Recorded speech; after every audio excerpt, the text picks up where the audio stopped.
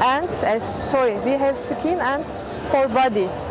We have densifying cream for densifying, and we have hyaluronic serum and clarifying serum for clarifying, and energizing What about cream. whitening?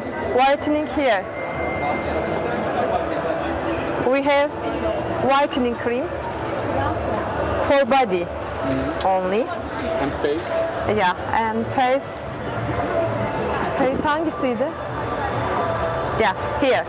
Clarifying serum, whitening cream. And these are And soothing cleansing milk. And tonic lotion. these natural? Yeah, for natural. Yeah, gentle peeling we have. And intensive anti-wrinkles cream. Moisturizing cream, super moisturizing cream. These are all made in Turkey. Yes, all made in Turkey, Turkish.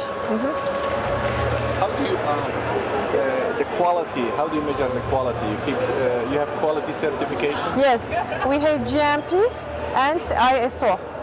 Yeah, You are located where, in Istanbul or? yeah, Istanbul. What's your website? Website.